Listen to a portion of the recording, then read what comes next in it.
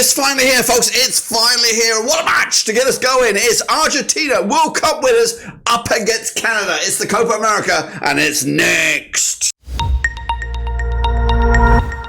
That's right, folks, back once again with another preview video. Of course, today we look at Copa America and Game 1, Match 1. That's right. As World Cup winners, Argentina take on Canada in a Group A encounter. We'll get into all of it in a second. Of course, big shout out to the VIPs. They are the patrons. You know who you are. And again, if you're new, smash the old subscribe. Your one-stop shop for World Cup. Copa America is right here under one rooski. Can, of course, admire Messi and co. Get off to the best possible start. We're standing in the way is Alphonso Davies and co. The Canadians making their debut. We'll get into it, all of it in a second. Big shout out to the VIPs. They are the patrons. 50 likes if you can, so let's get into it. Look forward to this one. It's been a long time coming, long time previewing, but Argentina are here. They've been here 43 times in the past. Incredible stuff here as Argentina look to increase on their already 15 Copa America trophies with Lionel Scaloni as their manager. Starman, not Messi for me, Lautaro Martinez, the starman. They are in Group A with odds of 4-1 on to win the group, to qualify at 40-1. Of course, to win the whole thing. 7-4 prediction is Mike's prediction is expected to be winners here. We're looking at the winners, and of course they're currently ranked number 1 in the world according to FIFA. This is their resume. Canada, of course, is match number 1 on Thursday, 20th of June. They'll take on Chile on the 25th.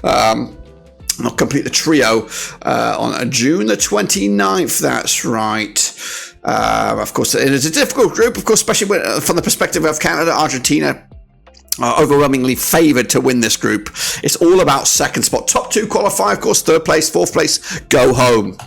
Let's take a look at the key personnel for Argentina with the likes of Martinez between the sticks, Montiel at the back, Otamendi. We've got the likes of Rodriguez, McAllister, Enzo Fernandez, and of course the likes of Di Maria, Messi, Garnacho makes the squad. It's a very tasty looking squad with some familiar names that we all know and love. Now this is my lineup for the Argentinians. Martinez between the sticks, Telefico at the left hand side, Otamendi, Romero, Montiel at the back. We've got Enzo, Alexis McAllister, Rodrigo de Paul in a 3-man midfield, brother. And then, of course, Nicolas Gonzalez, Julian Alvarez, and Lionel Messi up front. Of course, that's, my 11 for Argentina. So let's take a look at the Canadians then, a.k.a. the Maple Leafs, making their debut here in the Copa America. Of course, they've never been here before.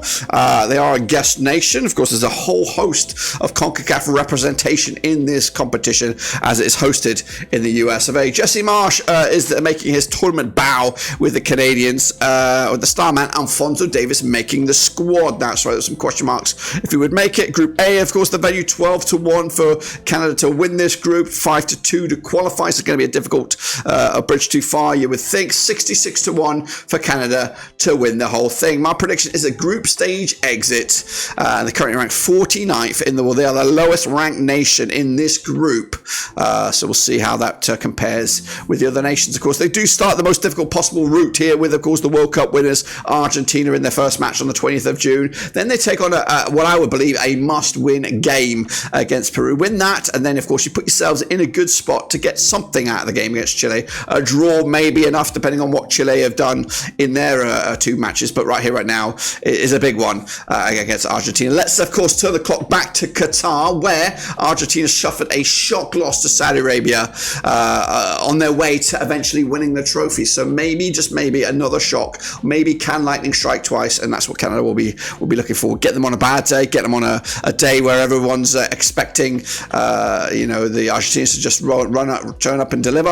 Of course, the familiar names, and they are headlined by, of course, the inclusion of Alphonso Davies, but the likes of Junior Hoylett are in there. We've got Jonathan David as well, and some of the key familiar names in this Canadian squad. Of course, what about the starting 11? Well, we're going to go with this. We're going to go with a 4-3-3 with Croppo between the sticks, Davis on the left-hand side, Cornelius, Miller, and Johnson making a back four, Esquascario, alongside Kone and Buchanan, who was, of course, a lively figure for Canada's recent run of games. We've got Liam Miller from Preston up there, alongside Jonathan David and Sile Larin to make it a spicy-looking Canadian side. What about the game itself then, shall we? It does take place in the Mercedes-Benz Stadium with Scaloni and Jesse Marsh Marsh in the dugouts. Of course, Jesse Marsh, only recently installed as Canadian coach. As only these two nations have only played each other just the one time to 2010, and Argentina coming out on top with a big 5-0 demolition job. They come into this winning 5 of the last 6 games of Argentina, with Canada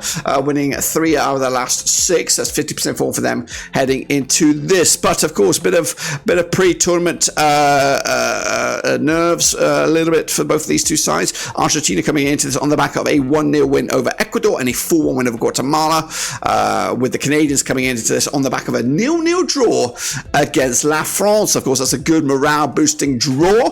However, before that, they did lose 4-0 to the Dutch. So, watch Canada is going to show up in this game. Much improved, though, in the second game against the French. The bookies, though, go overwhelmingly in favour of Argentina. 50-19, they are favoured on. 50-4 is the draw. 50-2 is, of course, the Canadians on this. The bookies, again, match that of the public vote, with 91% of the vote going with Argentina. Canada at just 6%. The draw is at 3% at the moment. What about me, then? Of course, I would love to see Canada get something out of this. And if they were, then the world of football will then take a little look at a little bit more interest in this Copa America. It is, of course, duking for attention at the moment with the Euros. But it's a tasty one, of course, and it is fascinating to have a lot of CONCACAF representation. I think around 6 nations from CONCACAF are in this tournament, so a good wealth of difference here. And Canada are going to come into this under the radar somewhat. And I think if they were to cause a surprise here, it will be one of those that will have a bit of a wave of emotion around the world. Everyone will start to pay attention to this one a little bit more seriously. But ultimately, I'm just trying to big up the Canadians here, because they ain't got no chance in getting out of this one. I think the Argentinians will put on a fantastic result. I think they'll put on 3-0, maybe even more than that.